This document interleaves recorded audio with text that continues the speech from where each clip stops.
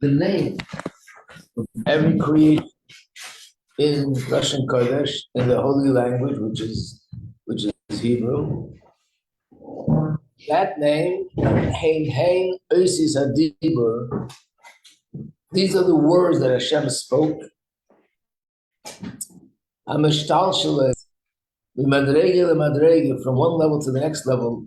The madrege, from the 10 utterances in Torah. In other words, let's think of it this way. On Shabbos, if you have hot boiling water and you pour it into a cup, and then you take the hot boiling water from the first cup, pour it into the second cup, is there any difference? Everybody knows the answer. What? Yes. Yes, what is it called in halacha?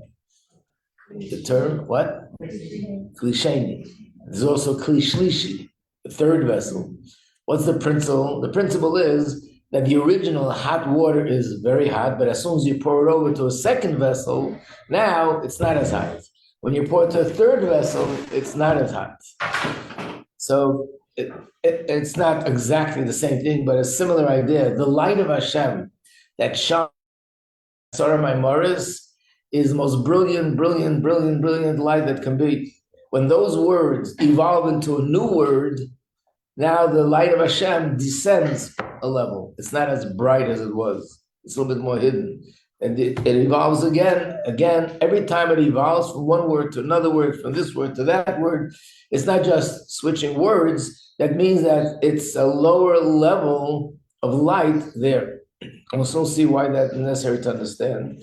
But it's all coming from the Shaar Hayichud. And how does it come? Through the substitution or transpositions of letters. Bereish Lamed Aleph Sharm, the 231 gates, which you explained yesterday, until it reaches that specific individual creation, a rock, or a cat, or a dog, or a table, or a chair, or anything else, and it gives it life. Now the question is why. So we explained yesterday, by the way, that means that Adam Rishon had that brilliance. I want to explain that a little bit more. Everything in creation is, of course, different than the other. Let's talk about Adam Rishon and the animals. Every animal has a different form, a different shape. The form and shape of a lion is different than a tiger, and that's different than a giraffe, and that's different than an elephant.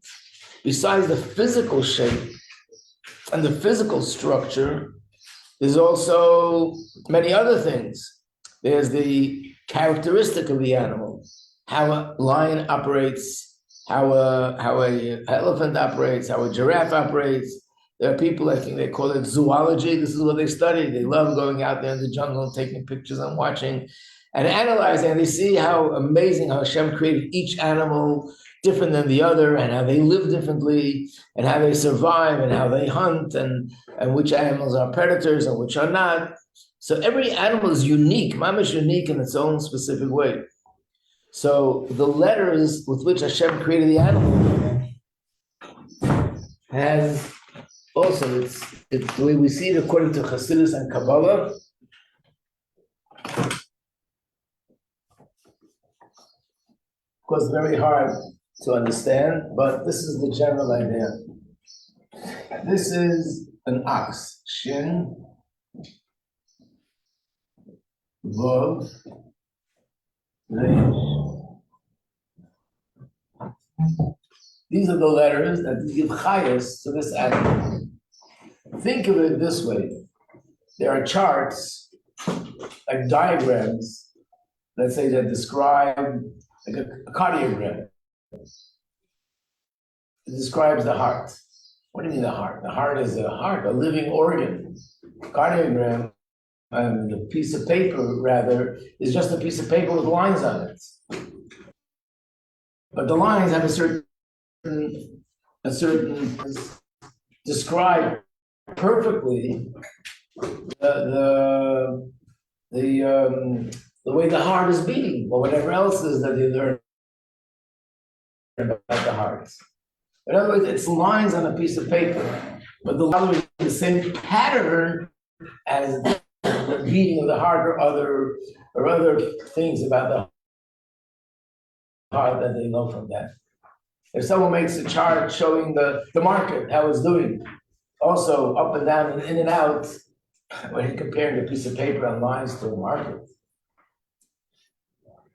But it means that the pattern of the lines and every detail about it is a perfect description of the pattern of the market. Maybe to use another muscle, which is a little bit more similar, a niggin, and through really not just a niggin, but music in general. But I'm going to talk about a niggin, that the way a Hasidic nizam was composed, it wasn't that a Chassid sat down and thought to himself, oh, I got a song, put it together and make a new song. These were songs which was an outpour of emotion. Chassid was davening, saying certain words in davening, and the words have meaning, and he felt the meaning of the words. Obviously, he had a knack for music and nigun, and his feelings were poured out in this tune. And the details of the nigun are an expression of emotion. So sometimes it's simcha, sometimes it's yearning, sometimes it's tshuva, sometimes it's love. Depends on what the nigun is. But it's in fact extremely precise if it's done by the right person. As an example, somebody once was by a Fabrengen of the previous Rebbe, and he said that this nigun that he's going to sing is from a Hasidic composer, and the meaning of the nigun is how a Chassid goes into the Rebbe for Yechidus. Yechidus was the highest point in the Chassid-Rebbe relationship. What is Yechidus? Every Chassid goes to the Rebbe, hears a mimer, there are thousands of people listening together with him, listen to Sichas. Then comes a point where I personally go into the Rebbe. It's my personal time with the Rebbe. And at that time, I pour my heart out to the Rebbe, and I tell the Rebbe where I'm standing, mainly a Rebbe, and Yechidus was for spiritual guidance. And the Rebbe would give me my personal path, which is the Rebbe with his godly wisdom will tell me my personal path for davening, for learning, for avodah, whatever I need to do. So for the Chassid, that was like the highest point in his relationship with the Rebbe. Years ago, in the early generations, Chassidim would prepare. One Chassid spoke about how he prepared for 3 years, one Chassid prepared for 10 years, one person prepared for a year. It was a very, very big thing to finally go into the Rebbe and get my personal divine shlichus of how I'm supposed to serve Hashem. So he said that this nigun is describing the way Chassid goes into Yechidus, sang the nigun. So the Frierdiker Rebbe said, knowing this Chassid, that in this part of the nigun there should have been another either going up or going in or going out or going down. In other words, there should have been another part to the nigun, knowing what this Chassid is. And knowing what Yechidus means to him, and of course knowing and understanding Nigunim, the nigun should have been a little bit different than this and this part. Which means that every note in the nigun, in a sense, is just like the diagram, is a reflection of, and it follows the pattern of my emotion. So of course you can't compare a melody, which is a voice, and a sound, which is relatively physical, to emotions in the heart. You can't compare the two things. But nevertheless, what we're saying is that the pattern of the nigun and the so-called pattern of my emotion are identical.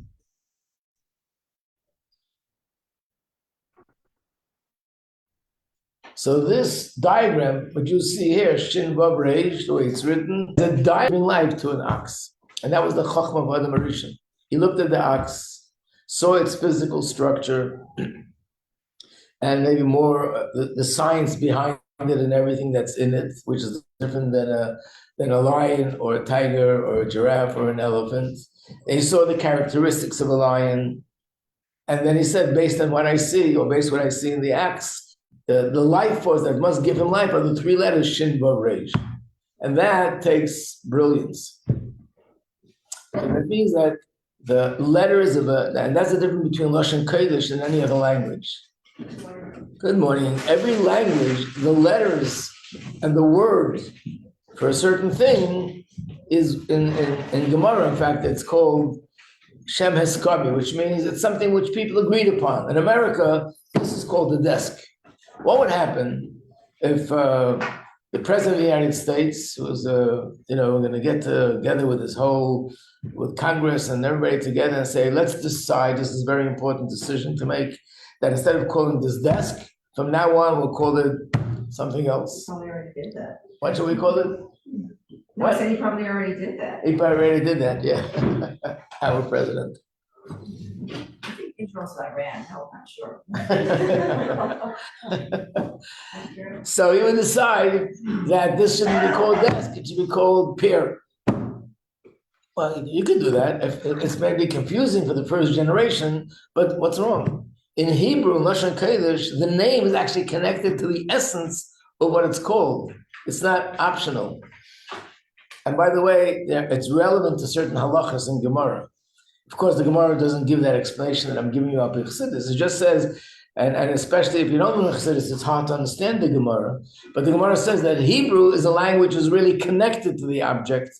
All other languages are just agreed upon. It's optional. People agree that this word should mean that. And if they want to change it, they could change it. So this is what we understand. Now the question is, why did Hashem do it this way? Why couldn't he lechatchila just verbalize every single detail in creation? Why did he have to do 10? And then from the 10 evolves, and then you have all the millions and billions and trillions of things in creation. Just like Hashem said, let there be the heavens, he could have said, let there be a table and a chair and a cat and a dog, and every single animal could have been mentioned in the Chumash. And if you're going to tell me the reason it's too long, okay, So this next piece in the Tanya is explaining that. The reason is the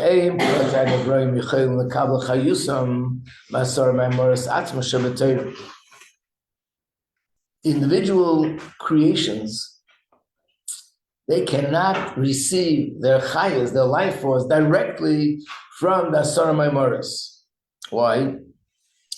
The chayas that comes directly from the first utterances that come out of Hashem, it's much greater than the capacity of the individual creation. The individual creation would be overwhelmed if all that chayas would go into this individual. They don't have the koyach to receive that chayas and contain it. It's only by the chayas descending and evolving from one level to a lower level. So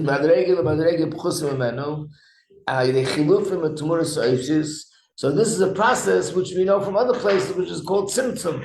It's all about tzimtzum. Page 24, So through the changing of bases, the switching, the substituting, the numerical value that changes, it keeps descending lower and lower.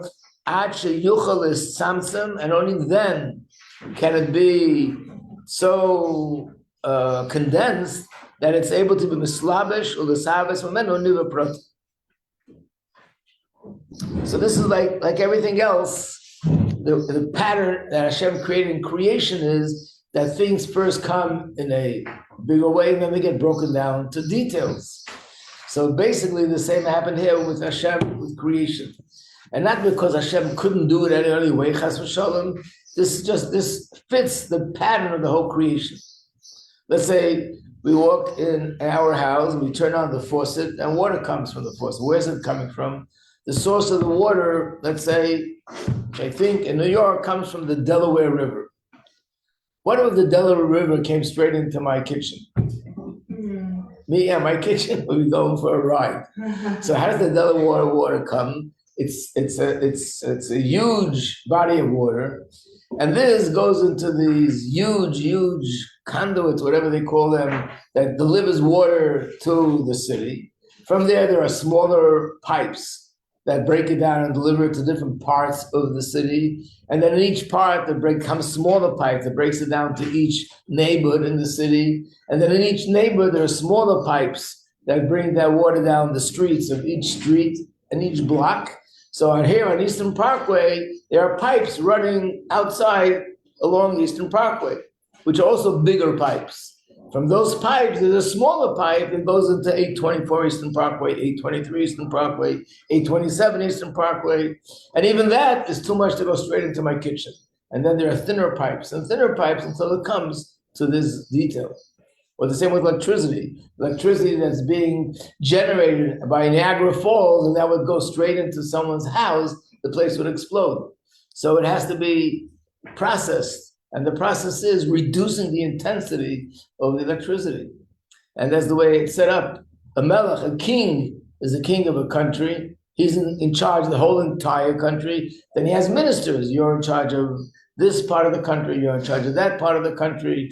And each minister has people working under him in different divisions and different parts.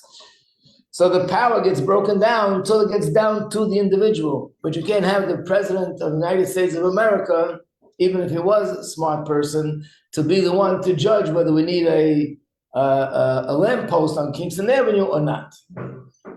His concern has to be everything, the whole country. And he has to think of the country on a collective scale. And then there are those that have to think of, and we find in Chodesh, in Moshe Rabbeinu, how Hashem told him how we should break up the power of advising the people. That it'd be for every 100, for every 1,000, and for every 10,000, and Moshe Rabbeinu was on top of everyone. Or the idea of the Shvatim, Moshe Rabbeinu was the Nasi of the whole Jewish nation, and then each tribe had their own Nasi, and then in each tribe there are different people in charge of different things. So the same thing is here, the Chayes that comes from Asarim and Moris, which means those creations which are so prominent, they're actually mentioned in the Chumash, they get chayes on a very large level, on a very large scale. And the chayes in the sun and the moon and the constellations and heaven and earth in general is very, very intense. And then from there evolves the other words, and the chayes that an individual creation gets is like reduced. The intensity is so much less than what you have in these things. So this is the name. This is the vessel, the chayes hamitzumtzum b'osi Hashem zeh. The chayes that's in this name, whether it's Shin Vav Reish or any other name, and where does it come from? The shtalshel ma'asarim ha'moros b'Torah. It comes from the 10 Maimaros in the Torah. Sheish b'hem koyach v'chayes libri yesh mayim. That's where the power comes from to create yesh mayim, and to give it life forever. Because the words of the Chumash is one with Hashem.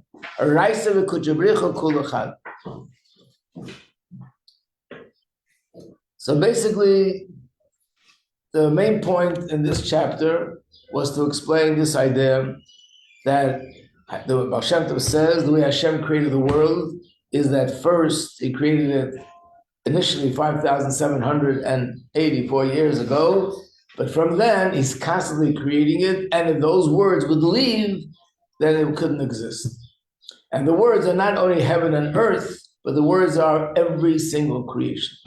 And by the way, this also applies to humans. That's what our name gives us chayes. And that's the reason why if chas v'shalom, a person is sick, and especially if it's critical, then one of the things that are done is to change the name. Because the name means a new channel for chayes. And if God forbid, it's a situation where it looks like the person won't be able to live, so you change the name, and you say, now there's a new channel, and let Hashem give chayes through this name. And many times, we see incredible things. People change the name. Change means to add a name. You don't take off. You add a name, and then the person continues to live.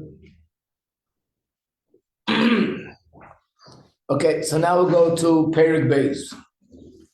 Perek Aleph explained the fact. Perek Beis is going to explain why. What's the explanation? Why is it this way that Hashem creates the world every second? So here we have Perek Beis. If someone could be so kind to give it out, we appreciate it.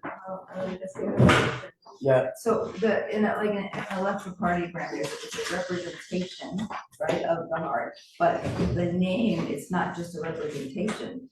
So what is it exactly? It is actually, like, I'm trying to wrap my head around it. It's a concept, like, the name is actually The energy. the energy of that name, but it's. And then what we're saying about the name is when Hashem gives energy, it's not like lines on a piece of paper. It's not the sound that we make when we speak, because that's physical, coming from a physical person of flesh and blood. But the structure of that energy is that, in other words, what we have by looking at the name, the way it is in writing, is this is the diagram that describes the energy that Hashem is sending to give life to this object. So, like, in terms of people, everyone has a different name. So so every creature, like every lion, has a separate name. How does it work with lions? I'm not sure. Okay. But by people, it says has to do with the next part of the name. Remember, two people are named Yaakov. Yeah. But one is Yaakov ben Meir, one is Yaakov Yosef, so it's a different name. But lions, you don't call them lion ben or bas, lioness,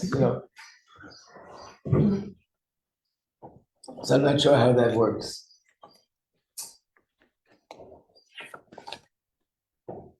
Anyway, I never heard that if a lion gets sick, then you try to change the name or something. Okay, so let's do chapter 2, third base.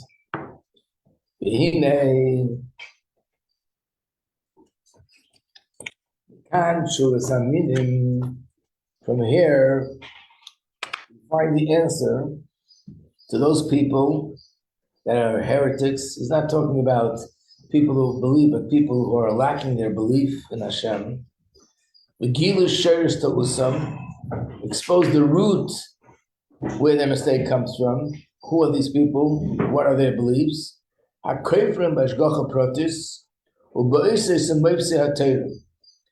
They deny that Hashem is leading and guiding every single detail, and that He is one who's performing all these miracles. In other words, these are not people who deny Hashem's existence. They don't even deny that Hashem created the world, but they don't believe in miracles, and they don't believe that everything that's happening is being controlled by Hashem. What are they thinking? If they believe Hashem created, what are they thinking? This is their mistake. They have this erroneous, this mistaken analogy. They draw a parallel between what humans do and what Hashem does. They compare the work of Hashem, who created heaven and earth, to the work of a human being. And what do they say? Just like a silversmith. Silversmith is a person that works with silver to form it, to shape it. He completed a vessel. He took silver and made a vessel out of it, made a kiddush cup out of this silver, made a fork, a spoon, a plate out of silver. Once he does that, the vessel no longer is dependent on the hands of this person who did it, on the silversmith. Next page, 26. What does it mean it's not dependent? Even after he removes his hands from the work that he did, not just removes his hands, he completely walks away. He goes away to the marketplace, and he's now disassociated with this vessel that he created.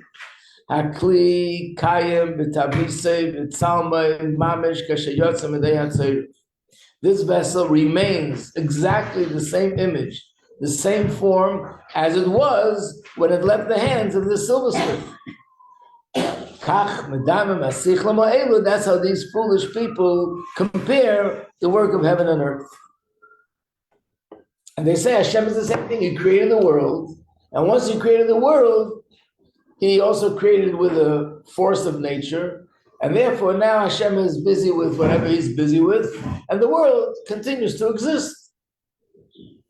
On the surface, I would think not only it makes sense what they're saying. In some way, you might think On the surface of what they say makes more sense than what we're saying. Why? Could you imagine telling somebody, we'd like to be the contractor, we build homes. But I want to tell you something. When we build a home, we have to stand there for the rest of our lives. Somebody has to then hold the walls that shouldn't collapse. Oh yeah, goodbye. That's the mila of a builder? The mila of a builder is that you can build it and it stands firm and strong without you. If I need to keep calling you to support it, or I need calling you to even to fix it, there's something wrong. I want something that's going to be standing permanently. If a teacher teaches a student how to a certain skill, whatever the skill may be, the art of teaching is that I teach you the skill to the point that you are now independent. You can do it without me. But if the teacher teaches the student the skill in a way that they constantly need the teacher's support and the teacher's guidance, and the teacher keeps showing him what to do and how to do, that's not a proper teacher. The whole point is that you become independent in doing what you're doing. So I would think that the greatest compliment to Hashem should be, He created a world and His creation is so powerful that now the world stands forever. And we're saying the opposite. Not only does it stand forever and permanently, but it can't even stand for 1 second. If Hashem takes away His hand or His breath of His mouth, it's over. What kind of compliment is that? But the Alter Rebbe says those who say they're actually fools. Why are they fools? Their eyes are covered. It's a quote from a pasuk, and therefore they don't see the great difference Shabein Maisa and the that's between the works of man and his things that he does, and that's defined as yesh meyesh, something from something, which means I'm taking a pre-existing material, which is something, and I'm making it into a different something. I'm changing the form and the shape. Rak shemeshana atzura v'tmuna. I'm only changing the form and the appearance, but the actual object was already in existence before me and without me. So I'm changing it. The tmunas chatichas keser. Before it was a piece of silver, it was a chunk of silver, and now I'm changing the form that it shouldn't just be a chunk of silver, but a keli. It should be a vessel. It turns into a vessel. Like comparing that to Ma'aseh Shemayim V'Aretz, who yesh mi'ayin. So these are the key words. The key difference between what we do and what Hashem does is, what humans do is yesh mi'yesh. What Hashem does is yesh mi'ayin, something from nothing. In fact, in the human experience, there is no such thing nowhere, anywhere of yesh mi'ayin. Every single thing that one could possibly create means that I'm taking something which was already in existence and I developed it, I cultivated it, I changed something, but there's no such thing in humans to take ayin, to create something that nothing existed before. One of the closest things to yesh mi'ayin is planting a seed. Let's say a tree grows out. How could you compare a little tiny seed, put it in the ground, and then this huge tree grows out with hundreds of branches, hundreds of leaves, hundreds of fruits? That's close to yesh mi'ayin, but it's not yesh mi'ayin. There was a seed. The earth was there before me. It already had in it the nature of growing, and the seed has in it its properties of a seed. All I did was I took the seed and put it in the ground, and things happened. I can't say that I created this yesh mi'ayin. Or the other example, which is the closest, is again the creation of a human being, of a child, a baby being born. Also, what comes into existence, a human being with intelligence and a heart and emotion and all the organs of the body and everything, compared to what it was initially, is almost like yesh mi'ayin. But it's still not yesh mi'ayin because the father existed before, the mother existed before, everything in their sort of biology was all there before, and things are being put together in such a way that brings new life into the world.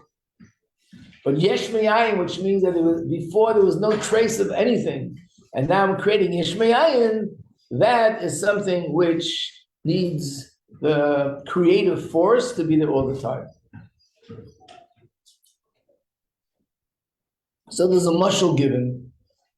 This is the classical mashal brought in Chassidus, is that when you throw a rock up in the air, and that means you invested a certain amount of energy, the rock goes up in the air.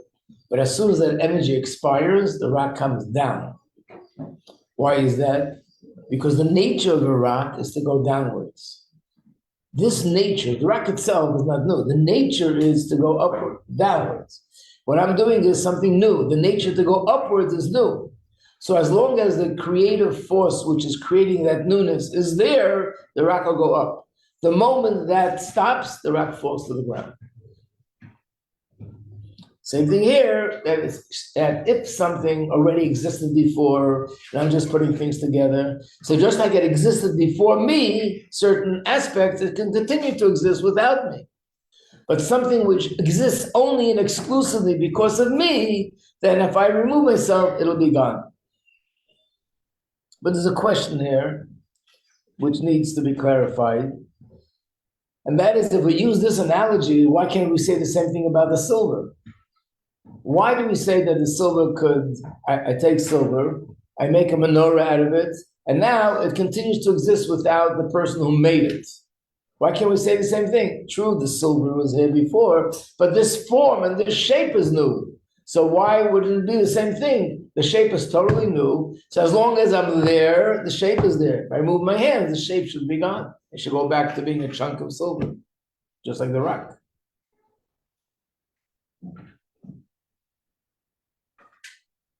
It almost seems like it's higher to be able to create something new and then like walk away and it still stays new. Versus like you have to like hold up the silver into the exact result to like all fall apart. It's higher to do what? Like, it almost seems like it's higher. Like I know it's not because like Hashem versus us, but like to make like you're taking something like a malleable object and like creating a shape and then it stays and leaves. You don't have to like. Oh, that's my question. Why? Right, it should also be the same principle. It's totally new, like the rock. The rock is also not new, but the movement upward is new, and therefore it needs that force to continue. So I should say the same with the silver. So the answer is that the form of a menorah, let's say, or any form they make out of silver, is not new. Why is it not new? Because the silver initially has in it the potential that it can be formed in any possible way. So in a sense, what I'm really doing is I'm taking the potential that's there and I'm taking that out of its state of being potential to make it actual, but I'm not creating something new. This is the mashal that I would use. It's not a mashal in Chassidus, so it's not a holy mashal, just so we should understand better. People do all sorts of interesting things in a circus with animals, getting animals to do things that you would never dream animals would do. And by the way, once they teach the animal to do it, now the animal does it. How come if I take, let's say, a doll and I walk with the doll, and basically what happens with these animals is that's what I want to bring out. The person who trains them has been doing this since they're very little. They train them 1 day, and 2 days, and 3 days, and a month, and a year, 1 year, 10 years. Finally, after so many years, the animals start acting in that way. Right? And even with ourselves, there's such a thing called second nature. If I act a certain way for a very long time, it becomes second nature and I can't undo it. So how come if I take a doll and I walk the doll and I do it every day for a few hours? Or what if, theoretically speaking, you'd set up a group of people, it'd be make an experiment, non-stop. People are walking the doll every hour of the day, every minute of the hour, the doll is walking, walking, walking. And let's say you do this for 100 years. What happens when you let go? It should continue walking a little bit. No, it'll fall down the second, even if you do it for 1,000 years. What's the difference? So this is the difference. Anything that you see that after doing it for a long period of time, it can continue on its own, it means that it had that potential there, and I'm developing the potential. So because it has the potential within itself, I'm just a trigger, and therefore when I move away, it can continue. A doll is something inanimate, has no potential, and the only reason it's walking is because I'm making it walk. So the moment I let go, it falls down. Even 1,000 years wouldn't make a difference because there's no potential. And that's the point about Yesh Mayin. Yesh Mayin doesn't only mean that Hashem created the world and there was nothing here before. There was no world before, and there also wasn't any kind of material in existence to say that this carried the potential for a universe. And therefore, when Hashem created, it's absolutely yesh me'ayin. Absolutely yesh me'ayin needs a creative force every second.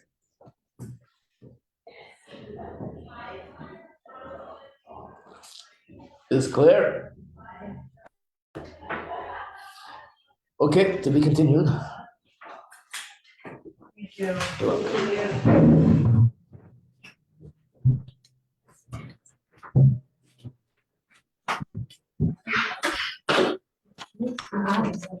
In the first question,